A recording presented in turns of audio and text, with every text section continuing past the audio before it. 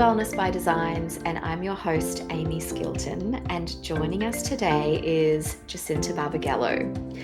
Jacinta is the founder and skin specialist nutritionist of Arenda Women's Health, and having worked with hundreds of clients one-to-one, as well as educating skin therapists across the world, Jacinta has worked extensively with some of the most complex skin conditions, including acne, rosacea, perioral dermatitis, melasma, psoriasis and eczema, staph infections, and so much more.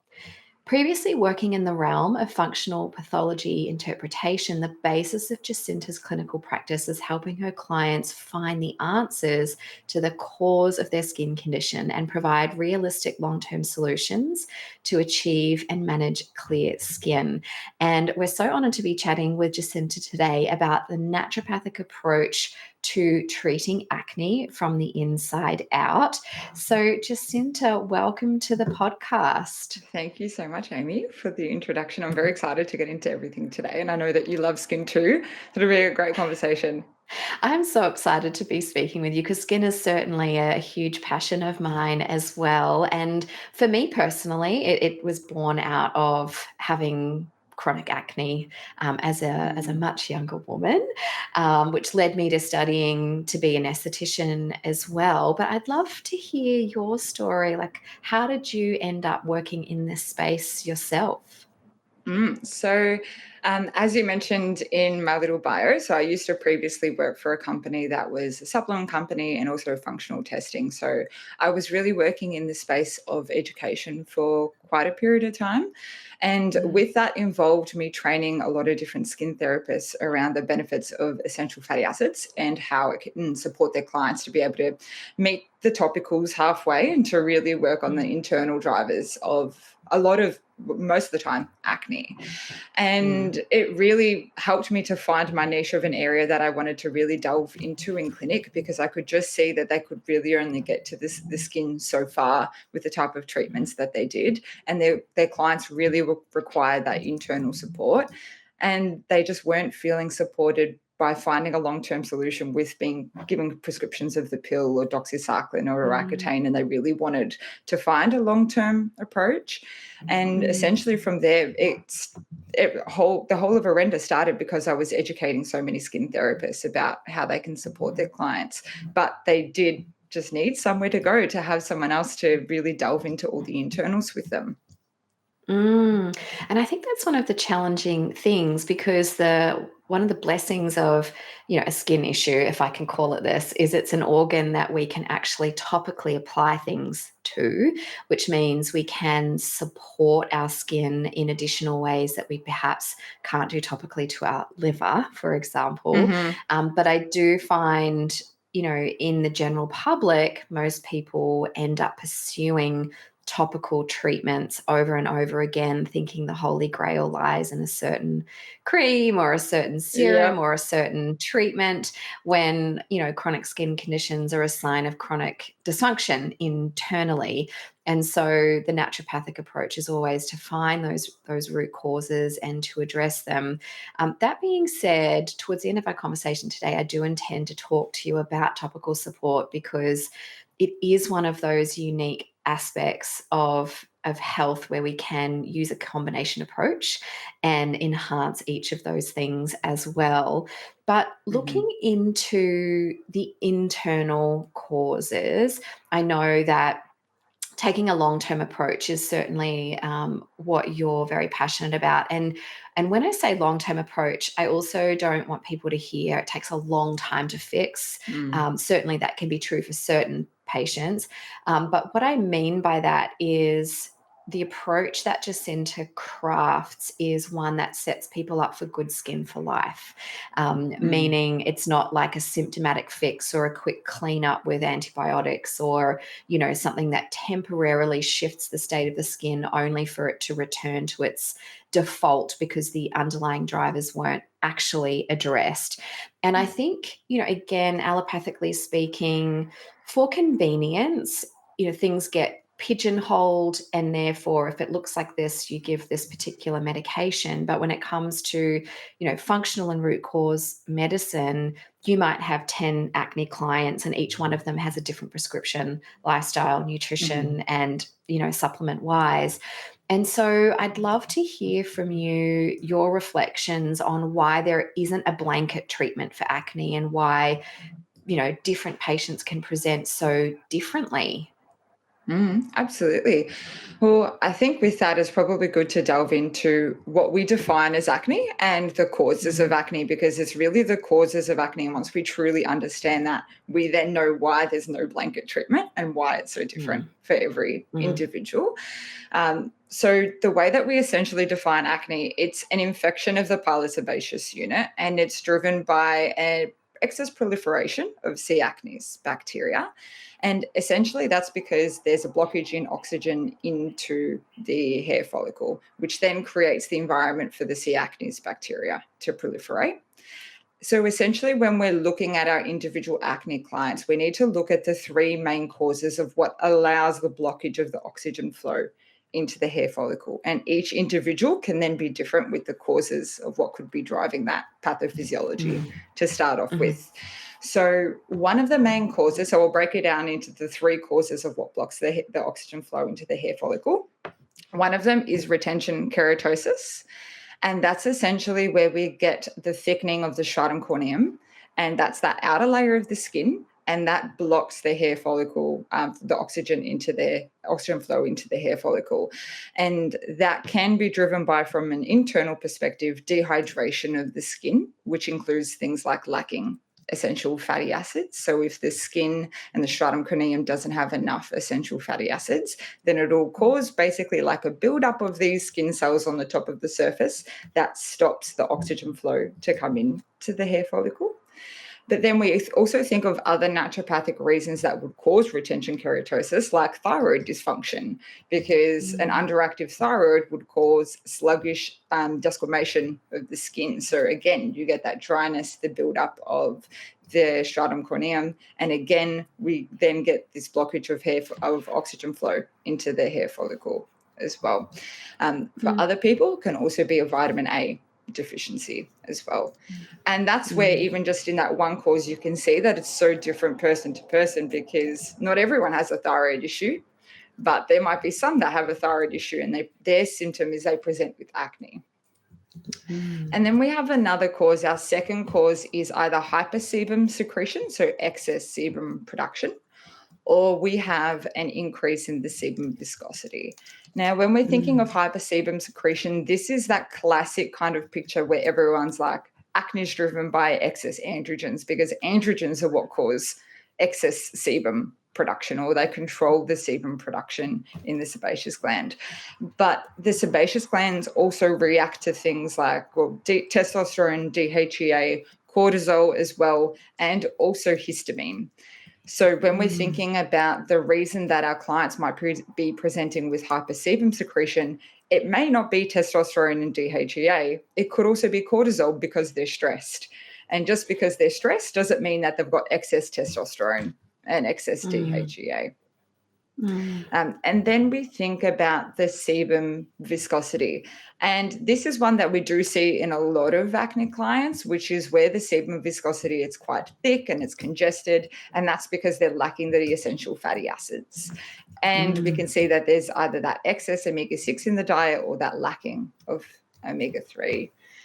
So even within that, again, the root cause of acne can be so different person to person, because you can have clients that have low androgens, their testosterone is bottoming out, their DHEA is so low, but then we see them present with acne, and it doesn't necessarily mean that they're getting this hypersebum secretion because their androgens are high. They could be very stressed, and it's the cortisol that's causing their sebum to be excessively produced. And then our final cause we have is the pH balance. And that's where the skin pH and the acid mantle, which is the outer layer that protects it's essentially the skin barrier function, that pH is so tightly regulated in order to protect the skin. And it has certain antimicrobial peptide properties that are really important to try to prevent acne. And essentially the pH balance, that can be drastically impacted by the type of topical products the clients are using. So everything from their cleansers, their moisturizers, their serums, their SPF as well. But the pH balance of the skin can also be impacted by the gut microbiome, just like we know that the gut microbiome pH can be impacted by the types of short chain fatty acids that are produced within the gut. It's very similar with the skin, that the skin pH can then be influenced by both the gut microbiome and the skin microbiome. So that's essentially why, in a nutshell, that when we're looking at different causes of acne, no two cases are ever the same, because you can even see with the definition of acne, the complexity of all the potential drivers and how no two clients have the same exact hormone history, the exact same blood sugar issues, the exact same diet, and you've got to treat them based on the individual you're seeing in front of you. And it just, it's such a domino effect when we're looking at the cause of the cause. Also, just thinking about retention keratosis and vitamin A deficiency, obviously we've got to consider, what's their retinol intake or vitamin A intake, because beta carotene conversion is pretty low. I personally in clinic have seen, high amounts of SNPs for BCM01, meaning the conversion of beta carotene to vitamin A is even lower than 1.5%, which is on average what Gen Pop will have. But further to that, zinc deficiency is incredibly common, and you need zinc for retinol binding protein to distribute vitamin A around the body. And therefore, even if you're consuming sufficient vitamin A, zinc deficiency will have your skin remain vitamin A deficient and fail to desquamate properly. And, there's just such a flow-on effect, with pH balance and antimicrobial peptides being produced at the skin.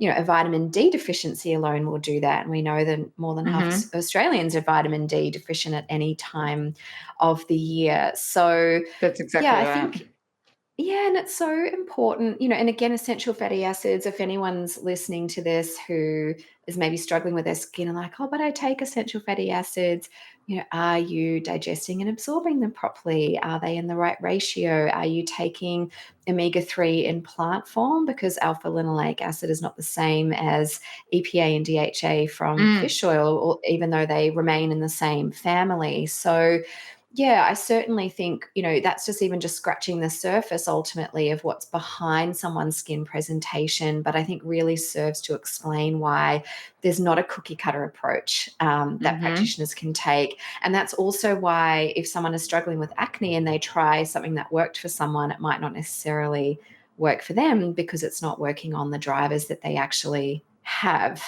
That's exactly right. I see that so often in clinic. We see such an influx of, new clients that will say, well, I've been trying this supplement that's been advertised for acne and it's, it's not working. Or like I've heard Vitex is really great for acne and it's flared my skin. Or, you hear so many different things, but then you'll hear the next person say Vitex worked incredibly well for my skin. And that's where you can't say this is the only herb you can use for premenstrual breakouts, and this is the only thing you could use for the lymphatics or anything like that, because everyone is going to respond so differently based on their own individual cause. And that's where I think it's so important as a practitioner. We really have to understand their timeline of the client's skin, the things that they have done, they haven't done, what it responds best to, what it doesn't respond to at all. And also couple that with things like, you're testing to see your hormones so you're not guessing, because I think that's a really important thing. You can't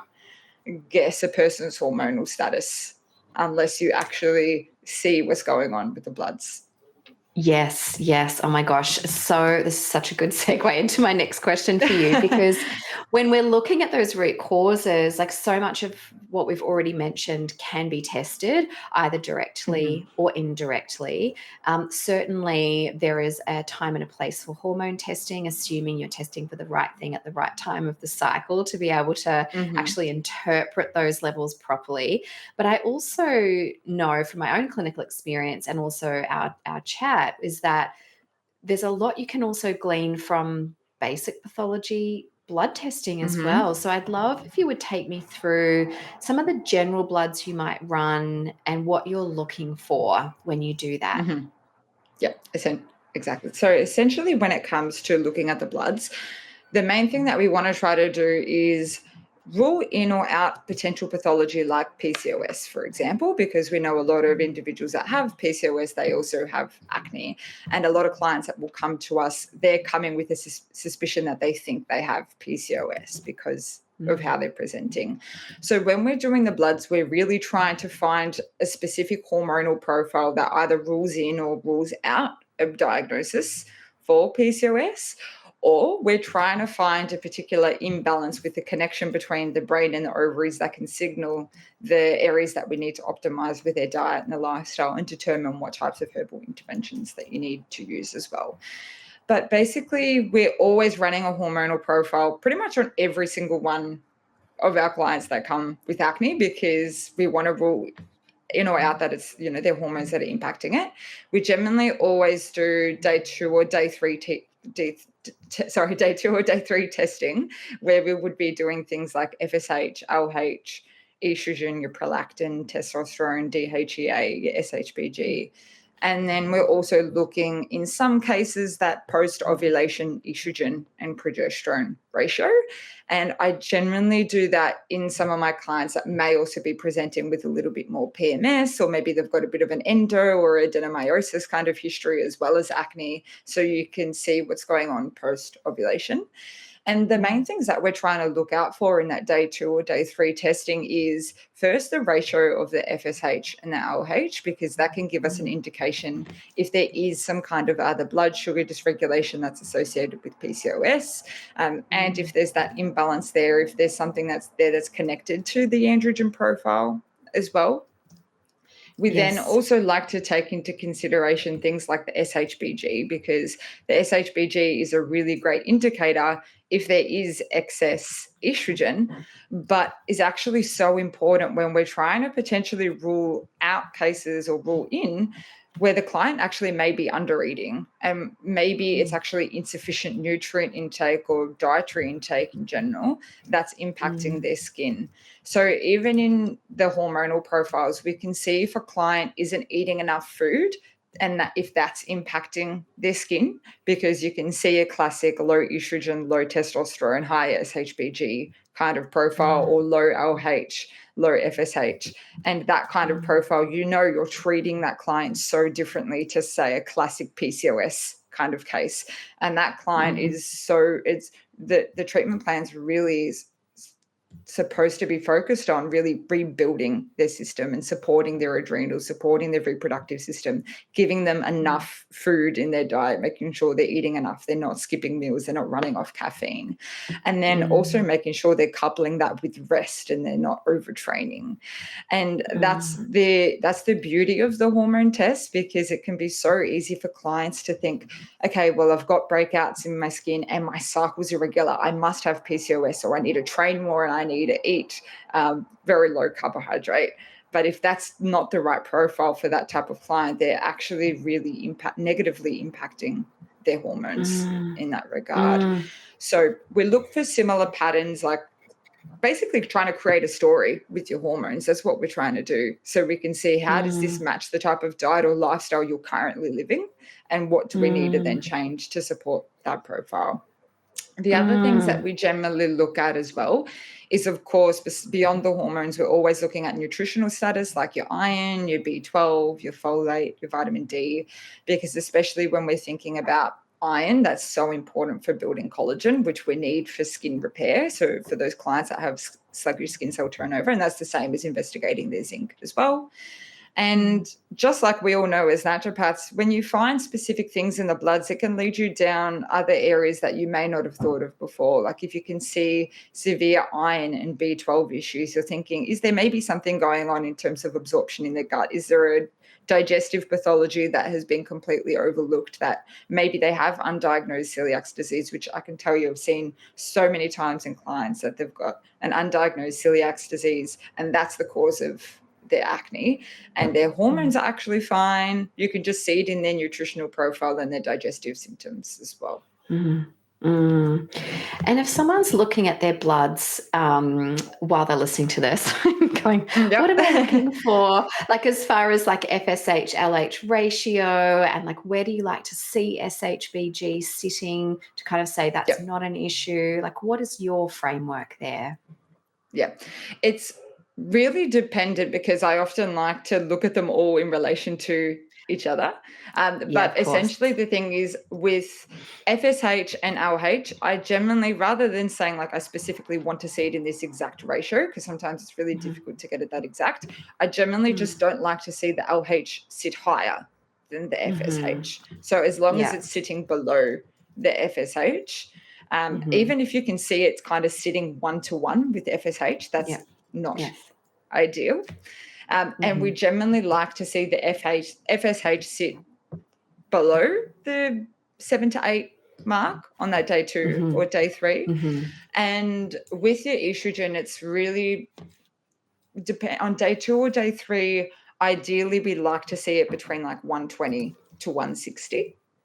Mhm. But that can also really vary. Like I've seen some clients that have had an estrogen that sits at 110 and it's not a massive issue. You've just got to take it into consideration with their testosterone levels and their SHBG as well. Mm. But in saying that, with testosterone, that's a massive one because I could tell you now the amount of clients that I've seen with testosterone that sits above the reference range, it's probably like less than 5 clients in total that I've seen that actually Mm. have testosterone that sits above the conventional reference range. And generally, I see testosterone that sits at 1.0 to be problematic for clients that have Mhm. acne. And there can be such a difference between, a 0.7 to a 1.0. You can actually have clients that have testosterone at 0.7. It's not androgen dominant, for example, but then it sits at 1.0 and we can see that's a problem for them. And that's Mhm. because we're taking into consideration some of those other markers like the DHEA and the estrogen levels as well. Yes, of course. And SHBG in terms of when you would think, oh, this person's under eating or over exercising or just running themselves ragged, where do you start to Mm-hmm. get concerned on what you Yeah, see? generally, if we see it above like that 90 to 100 mark, we're seeing that as a bit of Okay. a flag for our clients. Okay. Red flag. Yeah. Yeah. So, from what you're saying, there is so much that can be gleaned from just standard blood tests. Mm-hmm. I'm curious to know, like, when we zoom out and think about all of the ways in which we can assess someone's hormonal balance. I'm a big fan Mm-hmm. personally of basal temperature tracking. I can see so much Mm-hmm. based on when the thermal shift happens, the length of the cycle, all of those kinds of things. In the past, I've done a bit of salivary hormonal profile testing. I also have clients that come to me with urinary, not necessarily estrogen metabolites for like elimination, but maybe a bit more of a broader profile. But all of these things add up either in the Mm, time it takes to track them, whether it's, basal temperature tracking or ordering specialized functional pathology. And just in our brief conversation about what you can pick up from just a day 3 hormonal panel, progesterone excluded, you can tell mhm, an awful lot on basic blood testing if you know what you're looking for absolutely. and you're testing it at the right time. And how Mhm. often would you then go on to, you know, fancy functional testing or secondary testing? Or maybe a better question is to ask, how many clients can you just simply proceed with based on just normal standard blood pathology alone? Mm, yep. I could tell you now I haven't run any other form of hormone testing for a very, very long time. Cool. When you really understand bloods and you know how to interpret Mm, them, you mm, understand the role of FSH and LH and how that impacts the reproductive system and the connections between prolactin and androgens and thyroid function and all mm, that comes into it. You can get so much from your bloods. I've never mhm, done well, I haven't done for a very long time, actually, like any form of urine hormone mhm, testing. And mhm, the reason is because I genuinely find like one, I can get enough through bloods, but mhm, two, I don't particularly find that it gives me any additional information that I wouldn't be able to detect from a blood panel. mm, The mm, if you're trying to look at things like your estrogen detoxification capacity, that post-ovulation estrogen and progesterone ratio via blood, I tend to find can be enough. And if you have an extreme estrogen dominant case, you see it in the SHBG. The SHBG is often well above the range in clients that you can see that that's actually a problem for them. So I generally don't find it adds any extra value. And I absolutely agree with what you were saying about the cost, because especially when you've got clients that are coming to you, they've had acne. On average, I think most people spend about $6,000 a year on acne treatments if they have acne. And we've got to consider that those same clients that are seeing us, they're already either seeing a dermatologist or a dermal clinician or a skin therapist, and they're spending $400 to $500 every 5 to 6 weeks on a facial or a new range of like a change in their skincare prescription. So if we can also meet the client halfway, especially with economic crisis at the moment, with clients not being able to maybe afford as much as they used to, we've really got to be cautious with where we're thinking that we need to prioritize the testing. And I absolutely think that you can just do it with bloods. Even our whole team at Arenda, every single practitioner that we have in the team, when we onboard them, we all go through hormone training together. Like I'll go through like a hormone assessment and how to do it with them. And no one is doing urine testing for hormones. So Jacinta, you've mentioned PCOS a couple of times, and we're going to talk about diet in just a minute, but in terms of people assuming PCOS means that they need to go on a low-carb diet or they necessarily have blood sugar or insulin problems, I think it's important to point out there are different kinds of PCOS. Not all of them are related to insulin and blood sugar metabolism issues, but by the same token, you could have someone with acne who doesn't have PCOS but who does also have some sort of metabolic dysfunction there where it comes to insulin sensitivity and blood sugar balance. Do you have any further insights on what we're looking for when looking at blood sugar, insulin, and determining that if that's an issue? Yeah, absolutely. So one standard test that I always do for every client is a fasting glucose test, and generally a fasting insulin as well. The reason being because we want to be able to see if there is hyperinsulin secretion and whether that might be associated with the cause of, let's say, if there is an androgen dominant acne, we want to see is that stemming from too much, like excessive insulin secretion. And generally what we're looking for, ideally we want the insulin to be less than 9 if it's fasted. And if we're looking at a fasting blood glucose, I find it gives me so much information. Ideally, we want a fasting blood glucose around 4.6 to 5.0. Generally, anything from 5.0 plus is a flag that there's something going on in terms of blood sugar regulation. And anything less than 4.6, I'm questioning if they're actually eating enough food.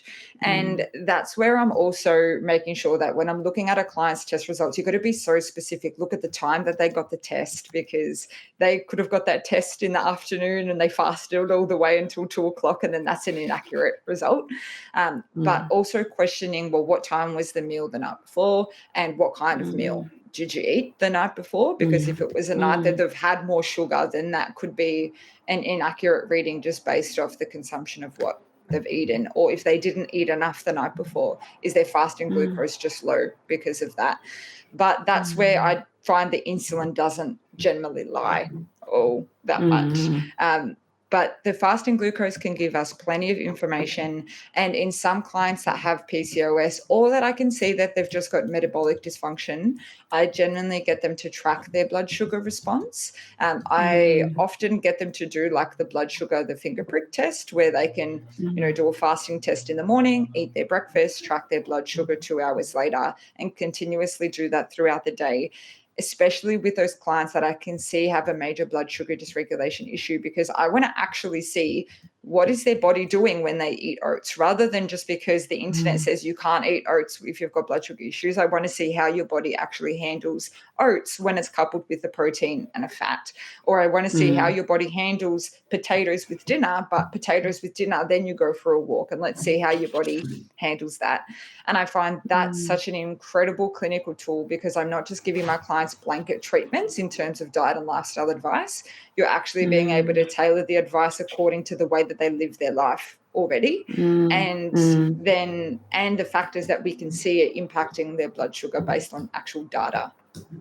Yes, I think that's so important because, bioindividuality, we preach it, but sometimes I think clinically you can fall back on protocols without thinking about how to apply that. I've got a couple of Mm. questions for you on that. In terms of monitoring blood sugar, you sort of mentioned the finger prick. Do you have a reason you prefer that over a CGM, or is it more just a price accessibility thing? Yeah, so I'm actually starting to move more over to doing the CGMs. Okay. I've personally actually recently just did it over the summer, and I Mhm. actually chose the Christmas period of time to do it, which was kind of fun because obviously lots of different foods.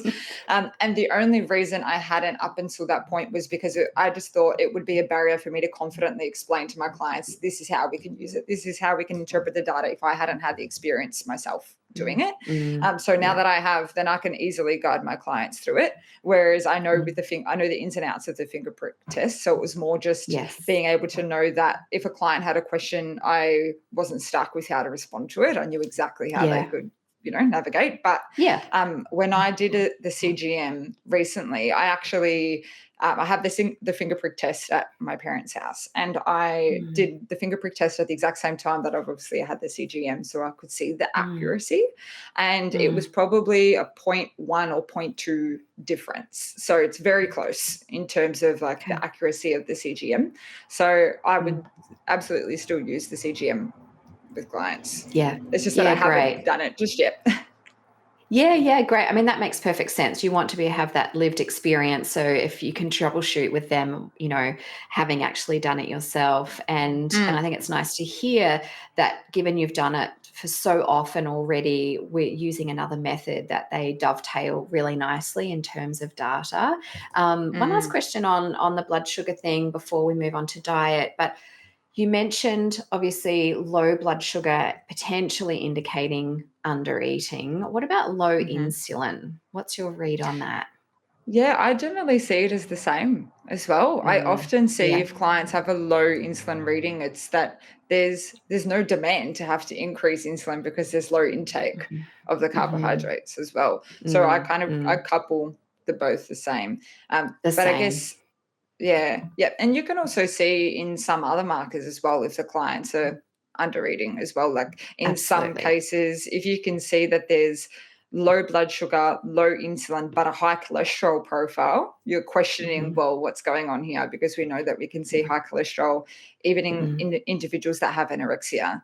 So we Yes. have, and if you had that plus an elevated SHBG, you've got a whole story there telling you that the client Yes. may not be eating Is enough food.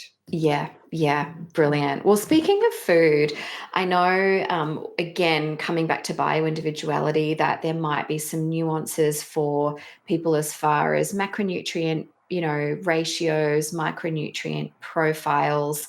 But can you walk us through what you find to be time and again applicable in acne Mm, patients, maybe more yeah. across the board than otherwise? Yeah, absolutely. I generally try to educate my clients on diet in three kind of categories. So one is making sure that we're actually correcting like nutritional deficiencies in the Mhm. diet. So making sure that they're actually eating enough antioxidants and such to be able to support their skin whilst also correcting deficiencies we can see in the bloods. And the reason that I go through that is, of course, because the skin is the last place to get our nutrients. And if we're nutrient deficient, our skin cells every single day, they're developing new DNA and they're growing, and they're the skin cells we're going to see on the surface in 6 weeks time. So if there's insufficiencies in things like your B vitamins, vitamin A, your zinc, even calcium, that's all going to significantly impact the health and the function of that skin. So I'm often working with clients to try to increase diversity in the diet and to make sure that they've got enough fuel nutritionally to be able to support the function of the skin cell.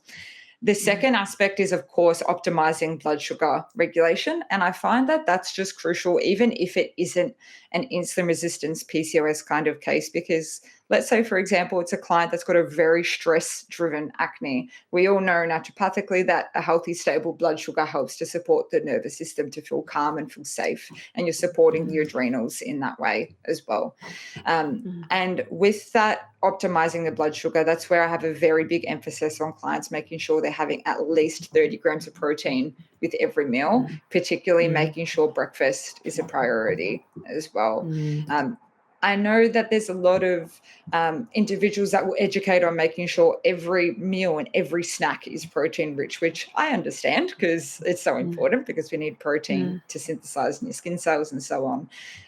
But I think if we can really aim for getting 3 protein rich meals in a day, at least 30 grams each, then that's a really great goal to aim towards. And of course, trying to optimize, if it is a blood sugar issue, to focus on those low glycemic carbohydrates as well. And genuinely with that, I'm often advising, if they're going to be eating sweets, have a sweet after a meal to try to optimize that blood sugar response. If you're going to be having a larger carbohydrate meal and you've got blood sugar issues, to go for a stroll or something afterwards to help with the metabolism of the glucose.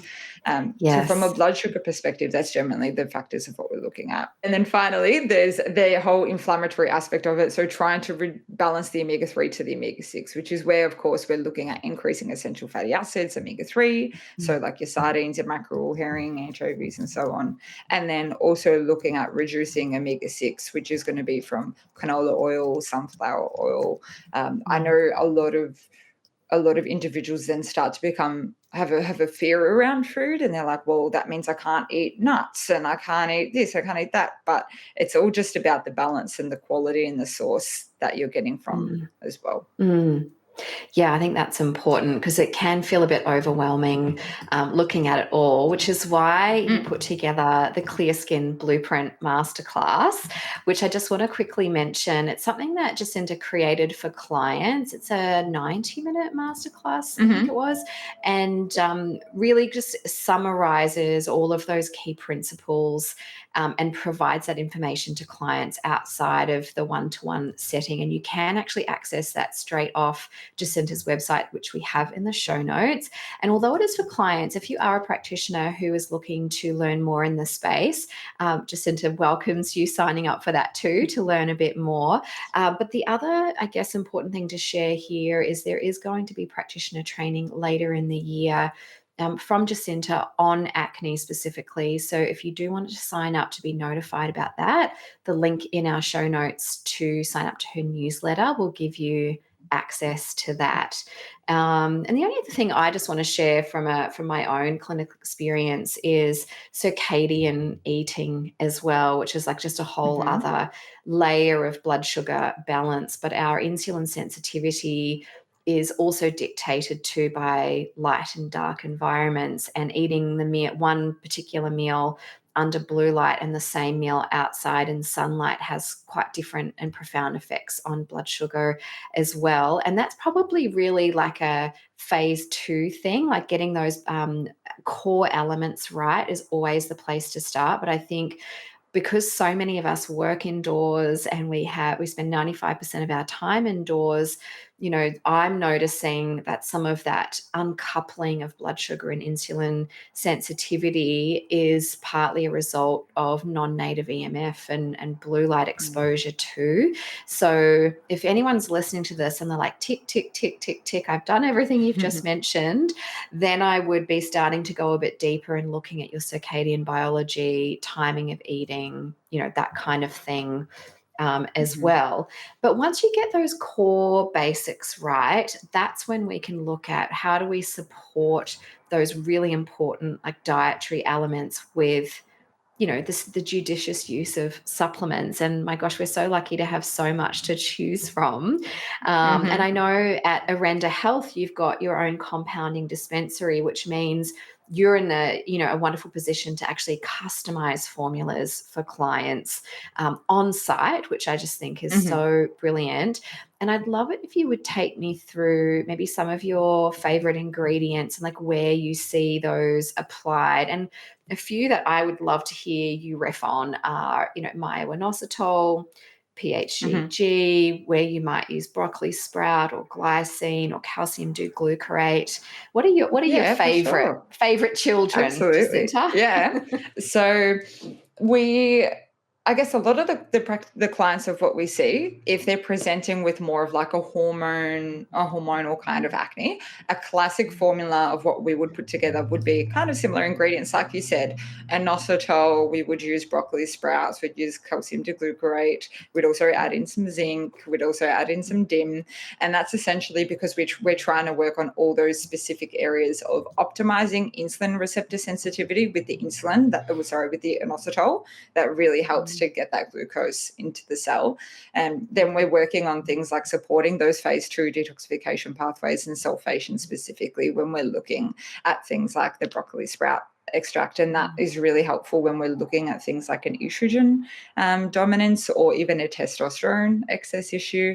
And plus the DIM that's in there as well. And that DIM is extremely supportive for supporting that that detoxification pathway via the liver as well. Then the PHGG is amazing as one to add in because we know PHGG works incredibly well for supporting blood sugar regulation when you're having it with a meal because of the fiber and the slowing of the gastric emptying as well, whilst also helping with supporting bowel motion regulation and gut microbiome balance as well. So it ticks quite a few boxes when you're thinking of a client that might have constipation and detoxification elimination issues whilst also having blood sugar problems. That alongside of those other nutritionals that we just mentioned can work incredibly well. And then, of course, most of our clients get a zinc in their compound formula because we know how important it is for supporting the aromatase enzymes, for supporting the antimicrobial properties that it has within the skin and the skin repair as well. Beautiful. Such a lovely place to start. And of course, nutrition always comes first over and above herbal medicine because your enzymes literally need minerals to Nutrients. function. But once you've covered those bases, of course, herbal medicines can be incredibly powerful to upregulate or downregulate enzyme activity where we see it's required. What are some of your favorites in your herbal dispensary? Yeah, so I'd say the most popular ones that we have would be burdock, peony, licorice, Oregon grape. They're probably and Cola. They're probably the ones that are used the most in our clinical practice. Reason being, I guess that peony licorice is that classic combo for when we're seeing like an androgen dominant type of acne alongside saw palmetto that will be added in there as well. Of course. But again, the herbs are really specific based on what the hormonal profile is actually showing us as well. And then the Oregon grape, we love that because it helps to act as an anti-inflammatory for the skin when we can see there is more of those painful cystic type of breakouts. But because Oregon grape also works as a antibacterial, it's also working on the fact that acne is an excess proliferation of C. acnes bacteria. Although we don't love to treat acne as, it's an infection, just kill the bacteria and it's gone, because that's very reductionist in its approach. We do recognize that the immune system needs a bit of a helping hand to try to support those deeper cystic breakouts. And that's where the combination of something like Oregon grape and burdock work really well together, because you've got burdock in there to support the lymphatics and to support the immune system, whilst the Oregon grape works its magic as the anti-inflammatory as well. And then having the rest of the herbal formula being made up by the specific hormonal issue that's present. Well, yes, of course. As you mentioned earlier, like sometimes it's easy to assume it's hormonal, or in particular it's androgen driven, when in actual fact it's not. It's just it can look that way on the surface, but when you actually look at what's underneath, you realize that's not the case. In which case, if it's not hormonally driven, you're not going to be including herbs for hormones, I'm sure. But I'd love to hear a bit more about where you see Cola playing into this. Yep. So we love Cola when we're thinking about specifically tissue repair. So when we can Mhm. see clients are maybe even going through that, stepping into that route of doing more skin needling. So their skin, they're actually Mm. trying to work on the scarring aspect. And for those Mm. that may not be aware, skin needling, it's essentially a process, a method that's used by dermal clinicians and skin therapists to try to induce inflammation in the skin to provoke an anti-inflammatory and immune response to get the skin to heal and to support repair, Mm. and helps with collagen Mm. synthesis and so on. And we find that Mm. Cola can really help with supporting that aspect of it. So to support the rate of acne repair.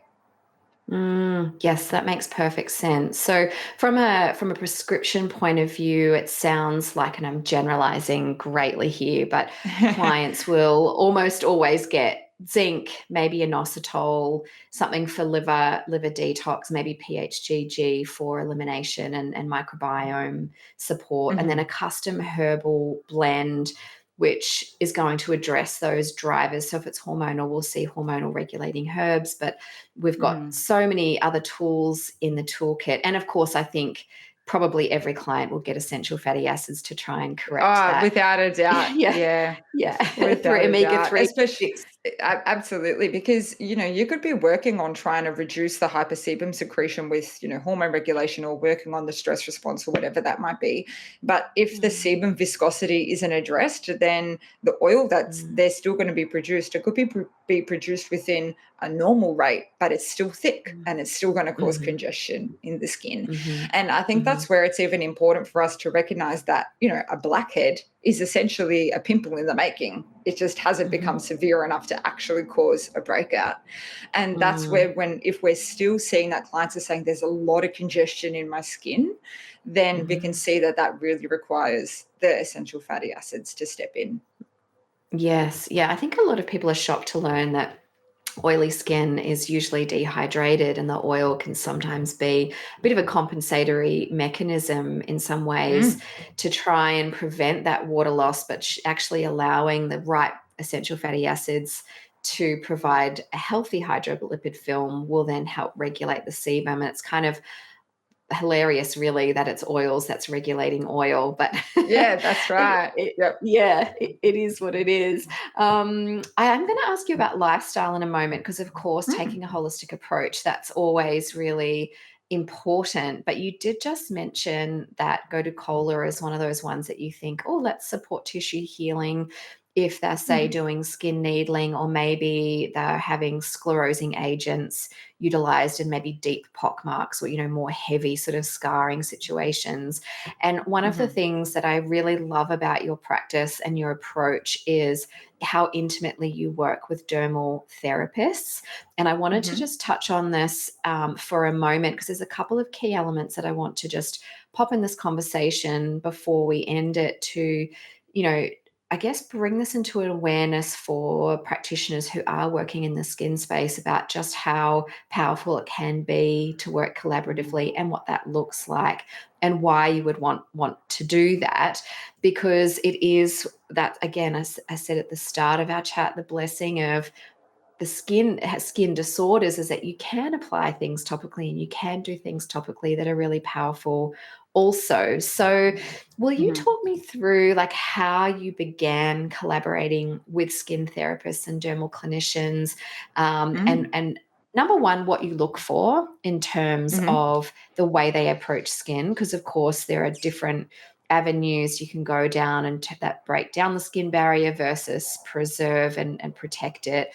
And also for a clinician who's working in this space, like how they should expect that to look and ways in which you'd recommend they approach dermal therapists. yeah, absolutely. So essentially, the way that it started was similar to like how I mentioned before. I was working in the education space with a lot of skin therapists, and then I started my practice. And essentially, from there, they were like, we need our clients someone to go to do all the internals, and that's where that kind of rapport building really began. Mm. And a lot of my Instagram is actually tailored around education just in general on the skin, but it also then sparked the interest of a lot of dermal clinicians and skin therapists, because they could see that there was a gap, that there's like, right, we're doing everything we can, there's something going on. And I guess it's because there are such a there's a large demographic of skin therapists and dermal clinicians that think from a holistic perspective and understand that the skin is a living organ. It doesn't need to be stripped and peeled and killed and so on.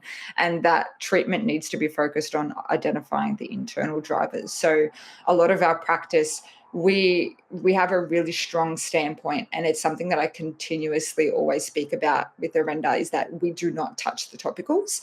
And I think that's really important, where you're identifying your scope of practice and understanding where you need to collaborate with your client, with another skin therapist for your client. And I guess it's just like with anything. If we thought, our clients needed to see a physio, we wouldn't all of a sudden YouTube how to relocate this in a person's body. You would actually refer them to a physio. And it's the exact same when it comes to the skin. The unfortunate thing is, of course, with the nutrition and the naturopathy degree, we do cover skin, but we do not learn it in the lens of a dermal clinician or a skin therapist. That is their specific focus. And I think we don't know enough, we don't know near enough to be able to understand how to identify what type of cleanser they might need, the type of moisturizer they might need, the serum that they need. And we know a lot about internals, but we shouldn't have to take on the responsibility of the externals as well. So this is where, with our clients, I'm always having honest conversations with my clients. If they ever have any questions to say, what do you think I should do with my topicals? I just straight out say, it's not my area. I know people that can help you, and I know that they're going to work incredibly well for you. But I would be doing you a disservice if I tried to tell you what type of skincare to do. And I think that's really important, because from that perspective, there's some people that can think, from a business perspective, you could be taking them on and doing topicals, but I don't care about that aspect, because my care is making sure that the client has the right practitioners on their team. And especially when they've been suffering with the skin condition for so long, they want someone that they know can get to the root cause from a topical perspective very quickly. So with that, the main things that we're looking for are skin therapists and dermal clinicians that focus on maintaining and restoring the skin barrier function. And what I mean by that is, you'll see a lot of clients that will be focusing on doing, microdermabrasion and peels and dermaplaning and excess exfoliation. I've had some clients that exfoliate 4 times a week, and it's like their skin is constantly trying to repair and rebuild, but every 2 days they're going there stripping and stripping and stripping. I guess if we were to think about it from a similarity of the gut, our gut microbiome tries to maintain a healthy, happy environment. And then when we put alcohol or anything like that into the gut, that impacts the gut microbiome, which we know is counterintuitive to supporting a good, healthy gut microbiome.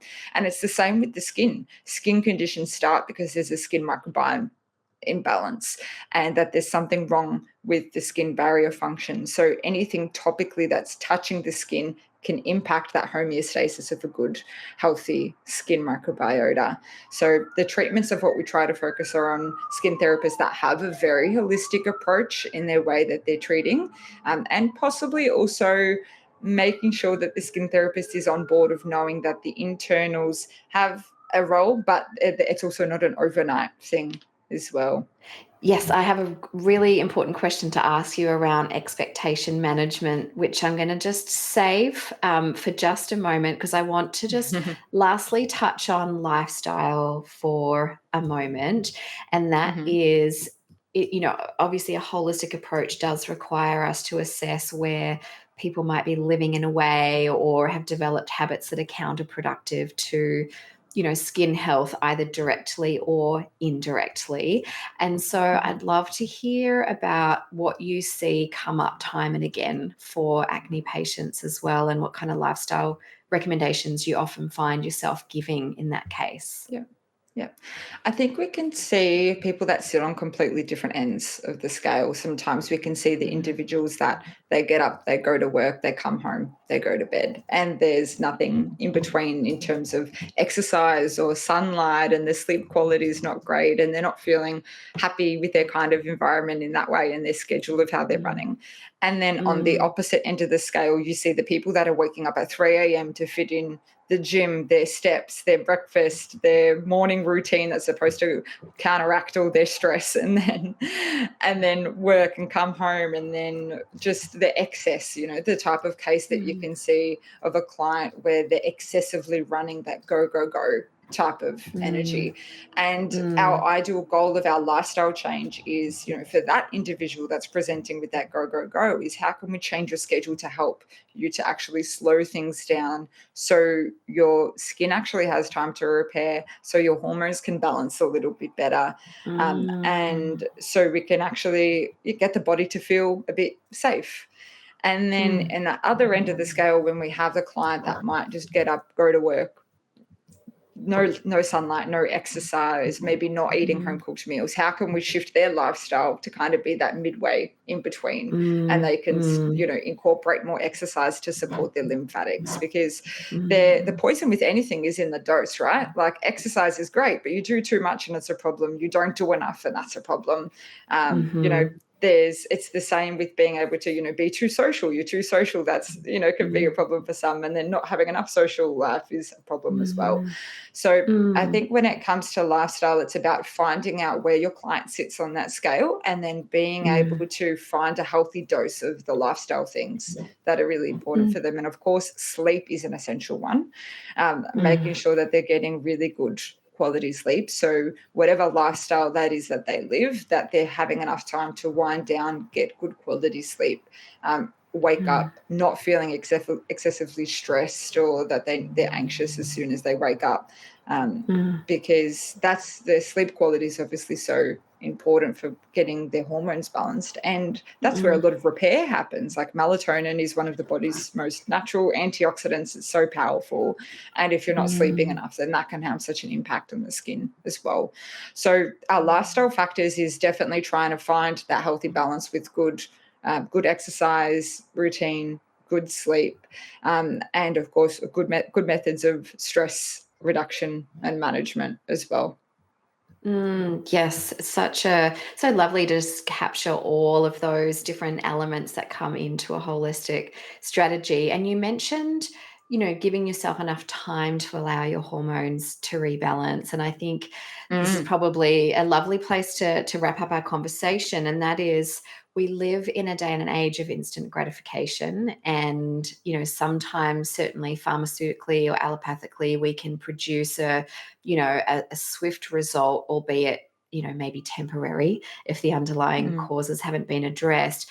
And so one of the challenges with taking a root cause approach is that it most often doesn't result in overnight results. And it can be, I think, skin stuff more than anything is incredibly distressing, maybe nausea and pain as well. But the degree of suffering, because it's visible to everybody else, can make clients really anxious to see big changes really quickly. And I think it's important, we don't conclude this conversation without talking about what kind of timeline should we expect, and also understanding that it's not binary, that you're going to go to sleep with bad skin one day and wake up with good skin the next. There's a spectrum of healing, and perhaps other green flags or signposts along the way that indicate you are actually on the right track, and you just need to keep going and stay the course. So how do you couch that to clients? Like, what do you say to them? Obviously, everyone's individual. I'm sure you can see from how severe something is, you'll have a rough timeline in mind. But just generally speaking, how do you manage that? What do you say? And what do you really put on the table for clients to consider as they start their skin journey? Yeah. So first, I love to take a matter of fact kind of approach with my clients, and I'm very factual with things. And I think that's important, so they can feel like they have a plan that they can follow, and they know exactly the timeline of potential things. And first, it's important to let our clients know the fact that a normal skin cell turnover is about 4 weeks. In a condition, or as you get older, that can extend in its time, which means our body right now is making the skin cells that are going to show on the surface in possibly about 6 to 8 weeks. time. Mm, So mm, if you're trying to work on correcting your skin, everything we're doing right now is going to be impacting the quality of the skin barrier, the quality of the sebum production, your hormonal status in the skin, or even longer actually for your hormones, in 6 to 8 weeks' time. So anything that you're doing right now, you're not going to see in 7 days' time. You're going to see it in 6 to 8 weeks' time. Even the pimple you see now, that started its way 6 weeks ago.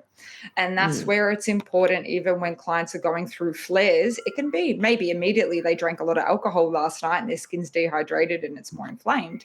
But those mm, pimples would have probably started their way 6 weeks ago anyway. mm, And mm, first, I lay that out to my clients. I'm like, right, these are the facts of skin cell turnover. So let's wait at least 6 to 8 weeks' time. That also mm, means during that period of time, I don't want you to change your skincare and go rogue and try different things, mm, because how do we know if you've had a flare is because of something internally or because you've chopped and mm, changed skincare in between.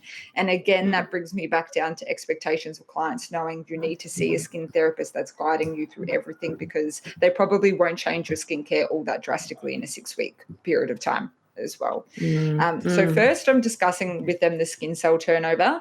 The next thing that I'm getting them to understand is that hormones take a minimum of 3 months to see change. Just like with any of our clients, when we're thinking about painful periods, irregular periods, or PMS or anything like that, we're usually giving them a timeline of about 3 months. And that's the same as when we're working with our clients with a hormonal skin condition. And with them, it's important to recognize I might see you for your first appointment in Feb, but you might not get your bloods done until April. And then we're finding out your hormonal issue then. And then you can count 3 months from that particular point in time to work on your hormones. But the thing mm, that I also reiterate to clients is when you're seeing a before and after photo on TikTok or Instagram, you're not seeing week 1 compared to week 4. You're seeing week 1 compared to like 6 months later. And that's not an overnight thing. So generally when we're mm, looking at improvements in the skin, we're seeing, well, is this month maybe there's less severity in terms of the breakouts? Maybe there was the same amount of breakouts, but this month they weren't cystic, they weren't painful, they were maybe a little bit more surface and they were easier to control. Maybe mm, this month when the breakouts came up, they came up and they turned over very quickly and they didn't linger for weeks and weeks. Maybe this time when the mm, breakouts came up, they were still severe, but there was less of them. So we're kind of mm, looking for changes in the patterns of the breakouts rather than saying, is it completely clear? Did you get a breakout? Oh, if you got a breakout, that means it's not working. No, it's still mm, working. It mm, just means that mm, we're looking for slow, like the other signs of progression as well. mm, And for mm, some clients, it can also be that I'm getting them to take a photo 1 month of their skin before their period, if that's their most problematic period of time.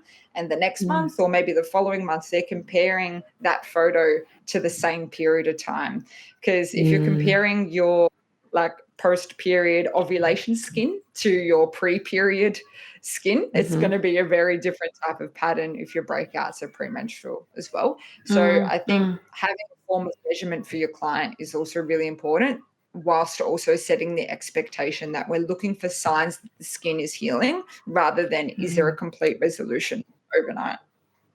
Yes. Oh, I think that's a wonderful way of actually monitoring things, and in particular, making sure before and afters are consistent with the cycle day that they were taken on Mm, to. And maybe that means two bookmarks a month, a pre-ovulatory and a mid-luteal, or whenever their most problematic time mm, is, and mhm, counting the amount of, comedones, pustules, and taking those sort of before and after pictures, the same position, same time of day, the same kind of light same angle. lighting. So Yeah. yeah, Yep. yeah, so that they can be monitored. And I think that's really lovely to be able to say, it's either less inflamed or there's less breakouts or they're moving on quicker as green flags, that you're heading in Mhm. the right direction, and understanding that although skin, every 6 weeks is kind of refreshing itself, the hormonal drivers might be lagging behind a few Mm. months too. So it'll be